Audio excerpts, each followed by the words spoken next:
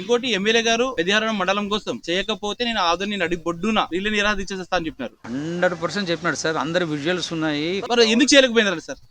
అదే ఇప్పుడు సార్ ఇప్పుడు అదే మేము కూడా ఎమ్మెల్యే గారిని మేము అదే ఇప్పుడు ఆయన విజ్ఞతకి వదిలేసినాం. ఆయన ఏమంటాడు, పెద్ద తుమ్మల పోయిన రోజు మేము కూడా పోయినాం. అక్కడ పోయినప్పుడు ఏమన్నాడు, పెద్దారి మడమాలు ముందే మేలుకున్నారు, మీరు లేటుగా మేలుకున్నారని వాళ్ళని ఒక మాట అన్నాడు.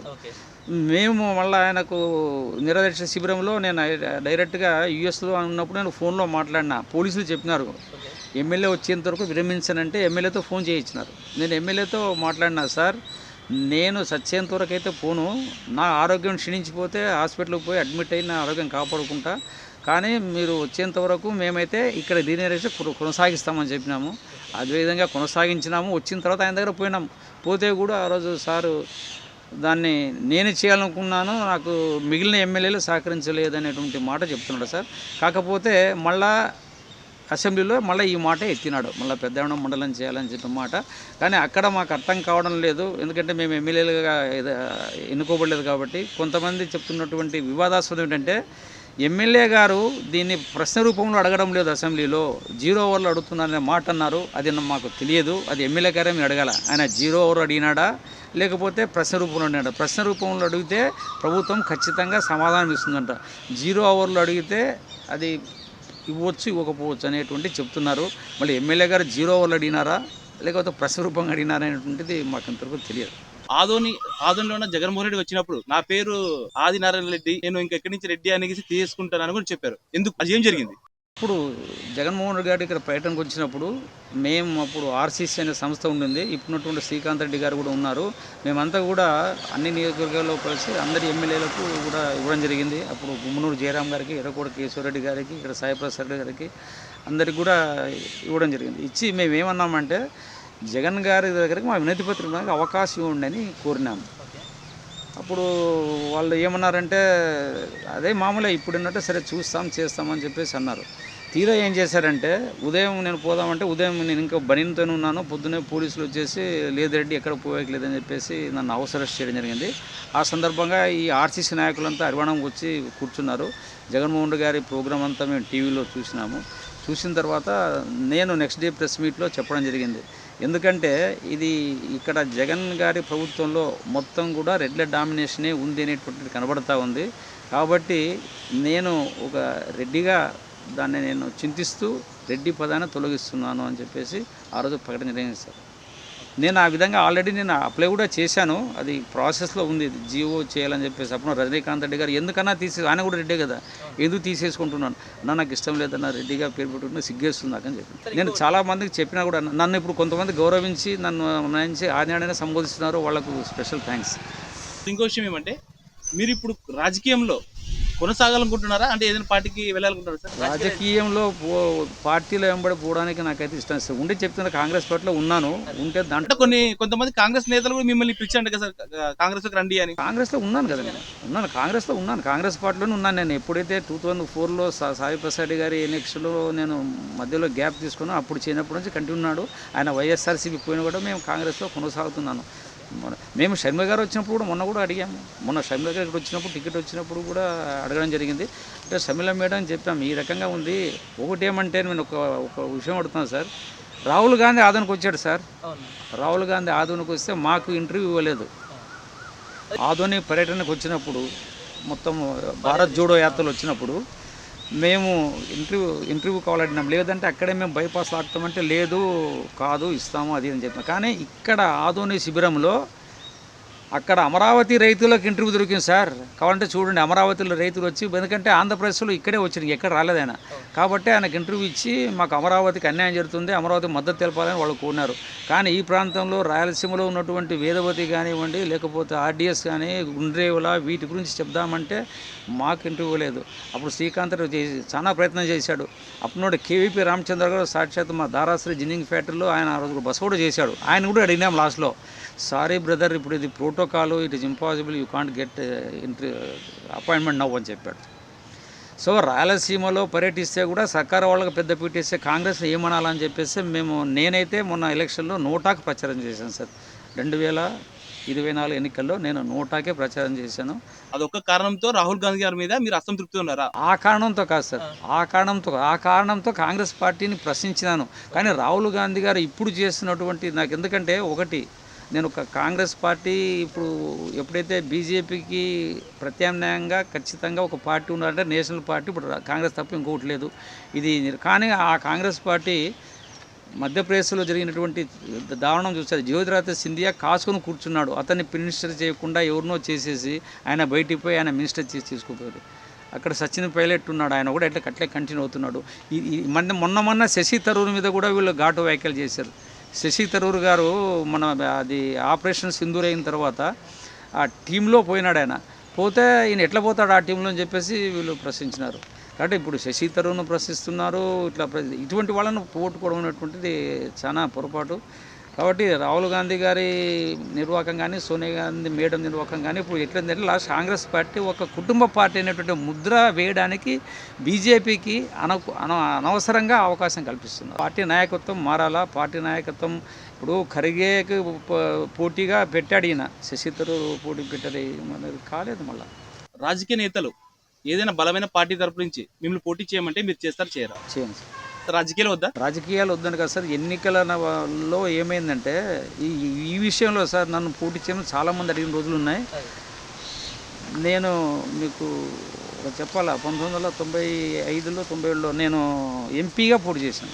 ఎంపీ అంటే బ్యాక్గ్రౌండ్ చెప్తాను. నేను అప్పటికి విసుక్కొని ఇంకా పార్టీలు వద్దనుకొని విడిచిపెట్టేసాను. ఇంకా చాలా అనుకోని టీడీపీలో చేరి ఇంక వద్దని కూర్చున్నప్పుడు పిరమిడ్ పార్టీ అని చెప్పేసి ఒకటి పెట్టారు సార్ సుభాష్ పత్రి గారు.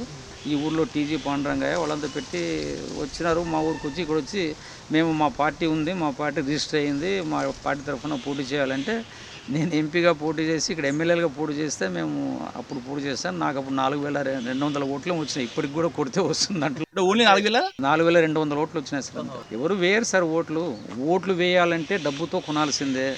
డబ్బు నేను పెట్టలేను. నా గతంలో చాలా మంది రాజకీయం అంటే డబ్బే సార్. ఏం సార్ రాజకీయం అంటే డబ్బేనా? డబ్బు లేకుంటే ఏమి జరగదు సార్. ఇప్పుడు పార్థసారథి డబ్బు లేకుంటే టికెట్ ఎవరు ఇచ్చేవాళ్ళు, ఆయన గెలిచేవాడు. మేము ఉన్నమాట మాట్లాడుకుందాము. ఇప్పుడు అంటారు కదా, ఇప్పుడు నిన్న మొన్న వచ్చింది కదా 20 కోట్లు 10 కోట్లు ఇస్తావా అంటే నన్ను మీరు అపార్థం చేసుకోకపోతే స్థానిక రాజకీయాల గురించి ఇక్కడ టీడీపీలో అంతర్గత కలహ లేకపోతే టీడీపీకే టికెట్ వచ్చేది, అది వాస్తవం. అంటే వాళ్ళ కూటమి రాజకీయ విషయం మాట్లాడుతున్న క్షమించండి. తర్వాత జనసేన నాయకుడు మల్లప్పకు సెకండ్ లైన్లో ఉన్నాడు, ఆయనకు టికెట్ రావాలా. ఆయన కేవలము వాళ్ళు కోరిన డిపాజిట్ చేయనందుకే పాపం అతను టికెట్ మిస్ అయింది సార్. ఇది వాస్తవాలు, తెర వెనక వాస్తవాలు. ఒక బాంబు పేల్చారు మీరు. ఏం సార్? ఒక బాంబు పేల్చేశారు. బాంబు కాదు, వాస్తవాలు.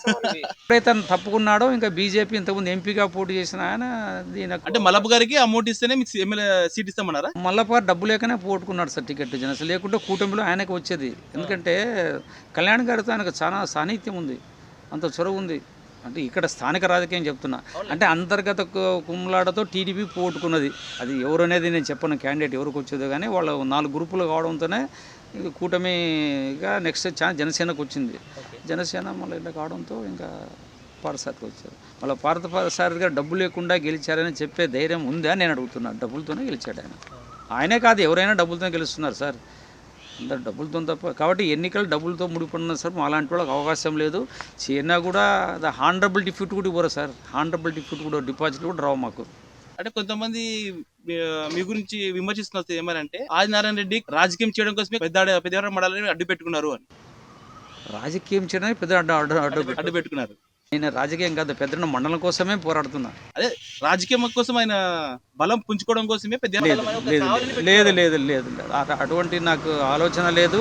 ఈరోజు మండలం ఇస్తే అంటే ఇప్పుడు నాకు ఎందుకంటే వయసు రీతే 76 సంవత్సరాలు. నేను చెప్తున్నా కదా, నా మండలాన్ని నేను అడిగిన రోజు ఎప్పుడంటే ఎప్పుడైతే ఎన్టీఆర్ గారు హాస్టల్లో మండల హెడ్ క్వార్టర్స్లో ఇస్తాను బీసీ హాస్టల్ అన్న రోజు నేను అడిగిన మాది మండలం చేయమని చెప్పేసి. ఆ కరపత్రాలు నేను తర్వాత కావాలంటే మీకు పంపిస్తాను. అప్పుడు తెలుగుదేశంలో కన్నడ గ్రామం గూడని చెప్పేసి కొడడం జరిగింది. కాబట్టి అప్పటి నుంచి నేను ప్రతిసారి నినాదాన్ని ఎప్పుడూ పెడుతూనే ఉన్నాను. కాబట్టి మండలం కావాలా. నేను అందరికీ మనవి చేస్తున్నా, మండలాన్ని అనౌన్స్ చేయమని చెప్పండి. నేను రాజకీయాలు శాశ్వతంగా పక్కకు పోతా. ఎవరైనా చెప్పింది వాళ్ళకి చెప్పండి, ఎవరికి చెప్పింది వాళ్ళకి చెప్పండి. మాకు మండలం కావాలా, మా గ్రామంలో ఆసుపత్రి కావాలా, మా గ్రామంలో జూనియర్ కాలేజ్ కావాలా. జూనియర్ కాలేజ్ అండి మనకు 2004లో అక్కడ ఒక కమ్మరి వాళ్ళు ల్యాండ్ ఇచ్చినారు. ఒక కమిటీ చేసినాం. నేను ఉన్నమాట చెప్తున్నా. సాయి ప్రసాద్ ఎమ్మెల్యే అంటే ఆయన వెంబడి నేను పోయినా, పోతే ఈయన గట్టిగా అడగలేకపోయినాడు. లేకుంటే అప్పుడు వైఎస్ఆర్ అయినప్పుడు మనకు జూనికల వచ్చేది.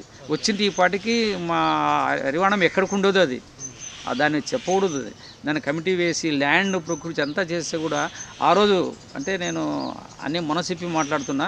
సాయి ప్రసాద్ గారు ఎప్పుడు అన్నానే నన్ను అడిగేవాడు. ఆయన ఎప్పుడు పోయినాము సెక్రటరీ దగ్గరికి. జరిగిన మాట యాజిటీ చెప్తా. నేను మొన్న హరివాణంలో కూడా చెప్పాను ఈ మాట ఒక మీటింగ్లో.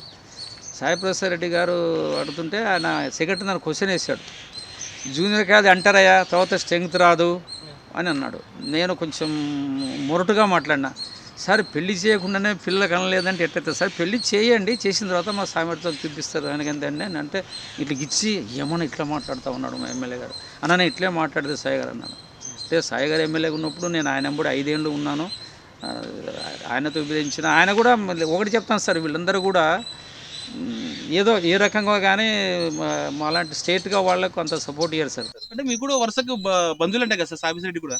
అంటే ఇండైరెక్ట్ బంధుత్వం ఉంది సార్, ఉంది. అదే రిలేషన్ ఉంది అన్నారు ఏం సార్? మీకు సాయి రెడ్డి కూడా రిలేషన్ ఉందంట కదా సార్? ఉంది, రిలేషన్షిప్ ఉంది సార్.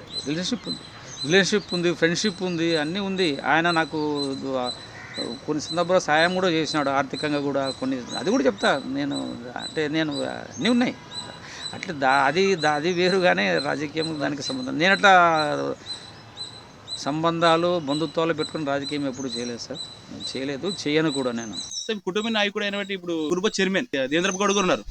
ఇప్పుడు ఆయన కూడా కొంచెం చంద్రబాబు నాయుడుతో మంచి సంబంధాలు ఉన్నాయి కదా. ఇప్పుడు ఆయన పట్టుకొని మీ డెట్ వెలిగేసి మీ పెద్దారాయడం గురించి మాట్లాడుకోవచ్చు కదా సార్, మండలం ఏర్పాటు చేయమని. ఆ విషయంలో సార్ని అడుగుతున్నాం సార్. సారు ఆయన కూడా మీ గ్రామస్తుడే కదా సార్? అదే ఇప్పుడు ఒకటండి, ఇప్పుడు రాజకీయాల నుంచి ప్రత్యేకంగా వ్యక్తిగతంగా మాట్లాడలేము. వాళ్ళ పార్టీకి విధేయులుగా ఉండాలా, అదేవిధంగా గ్రామానికి సాయం చేయాలా. ఇక్కడ ఆయనకు కూడా తెలుసు యాక్చువల్గా ఆయన పేరు వస్తుందనే క్యాన్సిల్ చేశారు సార్. ఎప్పుడు నేను దేవేంద్రబాబు గౌడ్ పేరు వస్తుందని క్యాన్సిల్ ఇచ్చారు, లేకపోతే అది దేవేంద్రప్పకు పార్సార్థి పేరు వస్తుందని ఇంకేం లేదు. ఎందుకంటే ఆ రోజు అన్ని డుమ్మ కొట్టారు. ఆ వర్గము ఈ మండల విషయం రాలేదు, మేము పోయినప్పుడు ఇదే అన్నాడు, నన్ను డైరెక్ట్గా అన్నాడు. రాజకీయంగా ఇప్పుడు దేవేంద్రబాబు గౌడ్ని కొట్టాలని ఒక ఉద్దేశంతోనే మండలం ఏర్పాటు చేయాలన్నారు. క్యాన్సిల్ చేసిన మాత్రం ఏర్పాటు చేస్తే ఆయనకు పేరు వస్తుందని క్యాన్సిల్ చేశారు. ఇప్పుడు మేము కూడా చెప్పినాం సార్, కానీ నేనైతే ఆయన ప్రయత్నం చేస్తున్నాడు సార్. దేవేంద్రప్పడు ఇప్పటికీ ప్రయత్నం చేస్తున్నారు. దాన్ని ఎట్లా నేను డిమాండ్ చెప్పలేను, ఎందుకంటే రాజకీయాలతో కూడిన అంశం కాబట్టి ఇది నేను మాట్లాడను. మాకైతే ఎలక్షన్ లోపు హామీ వస్తుందని నమ్మకం ఉంది. వస్తే సరే, రాకపోతాం ఎన్నికల బహిష్కరణతో ప్రజలకు పోతాం. ప్రజలు ఎవరి పిలుపు తీసుకుంటారో అది చరిత్ర నిరూపిస్తుంది సార్. మరి ఇప్పుడు రాబోయే ఎలక్షన్స్ లో మీ గ్రామం నుంచి ఎలా ఉంటుంది సార్? మీ గ్రామంలో పోటీ చేసే వాళ్ళు ఉన్నారా, లేకపోతే అసలు మీ గ్రామం తరఫు ఎవరు పోటీ చేయరు? ఇంకా ఎవరు పోటీ చేయరు? మేము ఎన్నికలు స్థానిక ఎన్నికలు బహిష్కరిస్తామని చెప్తున్నాం కదా సార్. అసలు మేమైతే ప్రజలకు చెప్పింది కూడా అదే, వాళ్ళ నామినేషన్ వచ్చే స్టాఫ్ను కూడా ఎన్నికి పంపించాలని చెప్పి. మీ గ్రామస్తులు ఎలక్షన్ మూమెంట్ లో ఇక్కడ ఆదరణ వచ్చి ప్రచారం చేసుకోవచ్చా? అంటే వాళ్ళ ఇష్టమైన నాయకుడి కోసం, ఇష్టమైన నాయకులతో వాళ్ళ ఇష్టమైన నాయకుడి కోసం మీ గ్రామస్తులు ఆదరణకు వచ్చి ప్రచారం చేసుకోవచ్చా? ఆదరణ ప్రచారం చేసుకోమని చెప్పండి సార్, దానికి ఏమేం చేస్తారు? అదేం లెక్క సార్, అంటే రాజకీయ నాయకుడు మా ఊరికి రాకూడదు. ఒకటి సార్, పెద్ద హరివాణంలో ఎన్నికలు బహిష్కరిస్తున్నాము అంతవరకే మా పరిస్థితి. పెద్ద హరివాణంలో ఎన్నికలు జరగనివ్వము అంతవరకే. కానీ ఇంకా వాళ్ళు అక్కడ పోయి ప్రచారం చేసుకోవడానికి మేమెందుకు కూర్చుంటాం? వాళ్ళ ఇష్టం కదా. అంటే మీరు అడగవచ్చు, అంటే ప్రచారం చేయొద్దని కట్టడి చేసే ఇది మాకు లేదు. మేము పెద్ద హరివాణంలో మళ్ళీ అన్ని పార్టీలు ఉన్నాయి, వైఎస్ఆర్సీపీ ఉంది, బీజేపీ ఉంది, అన్ని పార్టీలు ఉంటాయి కాబట్టి అన్ని ఎవరి పార్టీలు అలా చేసుకోవచ్చు. మేము కోరేది ఒకటే, ఇప్పుడు కూడా మేము కోరేది మన చంద్రబాబు గారికి కూడా ఇచ్చినాం సార్. నిన్న ఇచ్చి మేము ఇచ్చింది ఇదే, ఎన్నికల లోపు మీరు మండలం ఇస్తామని హామీ ఇవ్వండి, ఎన్నికలు జరుపుకోండి, ఎవరు ఓట్లు వాళ్ళు వేసుకోండి, ఎవరు రాజ్యం వాళ్ళు వేయాలండి, వద్దని చెప్పాం. మండలం వరకు మాత్రం పెద్ద హరివాణాన్ని ఎన్నిక జరగనివ్వం. కానీ నా వ్యక్తిగత అజెండా కూడా మీ ముందు చెప్పదలుచుకున్నా. నేను షార్ట్లీ ఇప్పుడు మీకు ఇచ్చిన ఒక పరపత్రం ఆడా ఉంది కదా, ఎందుకంటే ఇది నా సొంత సంస్థ. ఇది నేను ఆడా తరఫున నేను మళ్ళా ఈ ఏమైతే 12 గ్రామాలు మేము అనుకున్నామో ఆ 12 గ్రామాలు నేను పర్యటించాలనుకున్నాను సార్. మేము బహిష్కరిస్తున్నాము, మాకు సహకరించండి అని అప్పీల్ చేస్తాను. వాళ్ళు ఎట్లా తీసుకుంటారో నాకు తెలియదు. ఇది నేనైతే ఎవరు రాకపోయినా నేను దీనికి పోతాను. ఎందుకంటే మండల కమిటీ వాళ్ళు ఏమంటారు, మన ఊరికే సంబంధం అంటున్నారు, వేరే ఊరికి రమ్మని అడిగినాను. అప్పుడే మనకు పోతే ఎదురవుతుంది అన్నారు. అది ఏది ఏమైనా కూడా నేను ఆడా తరఫున జిల్లా ఉద్యమాన్ని అదేవిధంగా దీన్ని కూడా తీసుకుపోయే ప్రయత్నం చేస్తాను సార్. జిల్లా శిబిరంలో కూడా ఇంతకుముందు మాట్లాడొచ్చినాను. షార్ట్లీ 7th నుంచి నేను ఒక నిర్ణయం తీయాలనుకున్నాం. ఇటీవల ఏదో మందకృష్ణ మాది ప్రోగ్రాం ఉందంట, అది అయిన తర్వాత దాని యొక్క చూసుకొని నెక్స్ట్ వీక్లో జిల్లా ఉద్యమానికి కూడా నేను కొనసాగిస్తారు. చేస్తూ ఆ 12 గ్రామాలు తిరుగుతారు సార్. ఎవరు రాకపోయినా నా వెనకాల మేము ఒక చిన్న గ్రూప్ చేసుకున్నాం, వారియర్స్ ఆఫ్ హరివమణం అని. మా ఎంబడో 10 మంది ఉన్నారు పిల్లలు. మేము 10 మంది మొన్న మమ్మల్ని అన్నారు, మేము ఇంటికి పోతే 10 మంది అయినా పంచకపోయింది అన్న, మేము పోతున్నాము, 10 మందా ఒక్కరా లేదు, దీన్ని వ్యతిరేకించే వాళ్ళు ఎవరు లేరు. మన అనవసరంగా మీరు గ్రూప్లో మెసేజ్ పెట్టి 10 మంది పోతే ఎట్లా, 100 మంది పోవాలంటే 100 మంది రాకుండా మేము ఏం చేస్తాం. మేము 10 మందే పంచినాం గ్రామాల్లో. ఆ 10 మందితోనే మేము పోవాలనుకున్నాం సార్. 12 గ్రామాలు చుడతాము. ఆదోనిలో కూడా ఆ శిబిరం వాళ్ళని పర్మిషన్ తీసుకుని ఇక్కడ ఆదోని జిల్లా ఉద్యమానికి కూడా నా వంతుగా నేను ఒక ప్రోగ్రామ్ అనౌన్స్ చేస్తాను సార్. పెద్దారెడ్డి మండలంగా ప్రకటిస్తే మీరు ఏ పార్టీకి మీరు మద్దతు ఇస్తారు? లేదు సార్, నేను ఏ పార్టీకి మద్దతు ఇవ్వను సార్. నాకు ఇష్టం వచ్చినట్టు చేసుకుంటాను నేను, అంతే. అంటే టోటల్గా అసలు మీకు రాజకీయమే వద్దనుకున్నారా సార్? లేదు సార్, నేను ఇప్పుడు ఇది రాజకీయ అజెండా కాదు సార్. మండలం అంటుంటే గ్రామస్తుల అజెండా ఇది. నా వరకు రాజకీయ అజెండా కాదు ఇది. ప్రజల ఇష్టం. నేను ఏ పార్టీకి సపోర్ట్ చేసినది నా వ్యక్తిగతంగా అప్పటి నిర్ణయం తీసుకుంటా. అయితే ఇప్పటికి కూడా నేను ఓటు వేసే పరిస్థితిలో అయితే నేను ఈ పార్టీకి బీజేపీకి, వైఎస్ఆర్సీపీకి, టీడీపీకి ఓటు వేసే పరిస్థితి. ఎందుకంటే నేను సూటిగా ప్రశ్నిస్తాను సార్, బీజేపీకి నైతిక అర్హత లేదంటాను ఆంధ్రప్రదేశ్లో పోటీ చేయడానికి. ప్రత్యేక హోదా ఇస్తామని చెప్పినప్పుడు అప్పుడు ఉన్నటువంటి పార్లమెంట్లో వాళ్ళు 10 ఏళ్ళు కాదు 15 ఏళ్ళు అని చెప్పేసి వెంకయ్యనాయుడు మాట్లాడినాడే. మళ్ళీ ప్రత్యేక హోదాకు ఎగనామం పెట్టిన బీజేపీకి ఆంధ్రప్రదేశ్లో ఓటు అడిగే హక్కు లేదని నేను అంటాను సార్. అది సరే, తర్వాత రాజకీయాలు. మళ్ళీ ఈ మహానుభావుడు ఉన్నటువంటి తెలుగుదేశం పార్టీ వాళ్ళని కూడా మేము అడుగుతున్నాము, నువ్వు ఏదైతే నేను ప్రత్యేక హోదా కావాలా అని చెప్పేసి అమిత్ షాతో విభేదించి నల్ల జెండాలు చూపించి నువ్వు కాంగ్రెస్తో చేతులు కలిపి తర్వాత ఏదో రాజకీయంగా అయిపోయి మళ్ళీ అదే కూటమితో నువ్వు చేరినావంటే మళ్ళీ ఏ నైతిక విలువతో టీడీపీకి ఓటేయాలా? కాంగ్రెస్ పార్టీకి కూడా మేము ఎడుతున్నాం సార్. రాయలసీమ, ముఖ్యంగా నేను రాయలసీమకి ఎక్కువ పని చేస్తున్నాను, ఆ విషయం సపరేట్గా ఉంది నాది. రాయలసీమకు సంబంధించి శ్రీబాగ్ ఒడంబడిక ఉంది. శ్రీబాగ్ ఒడంబడిక ఎప్పుడైతే ఆంధ్రప్రదేశ్ మిగిలిందో రాయలసీమకు రాజధాని రావాలా, కోస్తాలో హైకోర్టు ఉండాలి, అటువంటిది 2 వాళ్ళే తీసుకుపోయారు. నేను చంద్రబాబు గారు శ్రీకృష్ణ కమిషన్ పెట్టినప్పుడు ఈ ఆడా తరఫున రిప్రజెంటేషన్ పంపించిన, అయ్యా నీవు రాజధాని ఎందుకు చేస్తావు, 10 ఏళ్ళు ఉండడానికి హైదరాబాద్ అవకాశం ఇచ్చినారు, ఉండమంటే నువ్వు అక్కడ పోయి దాన్ని కాదని చెప్పేసి అమరావతి చేసుకున్నాడు. ఈయన ఒంగోలు కావాలంటాడు. అంటే మీకు ఓపెన్ సీక్రెట్ ఇది. వాళ్ళ యొక్క వ్యక్తిగతంగా వాళ్ళ యొక్క దీన్ని పెంచుకోవడం చేశారు. నిజంగా చంద్రబాబు గారికి చిత్తశుద్ధి ఉంటే 10 ఏళ్ళు అక్కడ ఉండింటే 10 ఏళ్ళు అయిన తర్వాత మళ్ళీ నీట్గా రాజధాని చేసి ఉండొచ్చు. ఆగమేఘాల మీద అంటే ఒకటి చంద్రబాబు గారిని ఒకటైతే మెచ్చుకుంటాను నేను వ్యక్తిగతంగా చాలా. ఎందుకంటే 30,000 ఎకరాలు వితౌట్ గివింగ్ కాంపెన్సేషన్ ఏదైతే పూలింగ్ చేసినాడో అది రియలీ ఏ గుడ్ థింగ్. అంతవరకు అయితే కరెక్టే, కానీ దాని వెనకాల ఉన్నటువంటి అజెండాలు ఏమో రకరకాలు చెప్తారు తెలియదు, కానీ అది మాత్రం మంచి పరిణామం అని చెప్తున్నాం. కాబట్టి చంద్రబాబు గారు తప్పు చేశారు, రాజధాని అనవసరంగా హైదరాబాద్ రావడము. ఈయన మళ్ళీ అదే అసెంబ్లీలో జగన్మోహన్ రెడ్డి గారు 30,000 కదా 50,000 అన్నాడు. వచ్చిన తర్వాత అది వద్దన్నాడు, 3 రాజధానులు అన్నాడు. అన్నవాడు రాయలసీమలో రాజధాని కట్టింటే ఎవరు దిద్దే వాళ్ళు ఇతన్ని. ఈయన 3 రాజధానుల బిల్లును సుమోటో వాపస్ తీసుకున్నాడు. ఎందుకు తీసుకున్నావు? అక్కడ బీజేపీ వాళ్ళు అది ఏదో వ్యవసాయ చట్టాలు వెనక్కి తీసుకున్న తర్వాత 3 వారంలోనే ఈయన వెనక్కి తీసుకున్నాడు. ఎందుకంటే ఇండైరెక్ట్గా బీజేపీతో ఉన్నటువంటిది 2 పార్టీలు. ఈ విషయంలో మాత్రం మా తులసిరెడ్డి గారు కాంగ్రెస్ తరఫున బాగా చెప్తుంటారు, బీజేపీ అంటే ఏమిటి బాబు జగన్ పవన్ అని. అట్లే బాబు జగన్ పవన్ మాత్రం ఉంది బీజేపీ. సార్, మేము పిలిచిన వెంటనే మా ఇంటర్వ్యూకి వచ్చి అలాగే మీ విలువైన సమయాన్ని కేటాయించేసి మా జేపీటీవీతో పంచుకున్నందుకు చాలా థ్యాంక్ యూ సార్.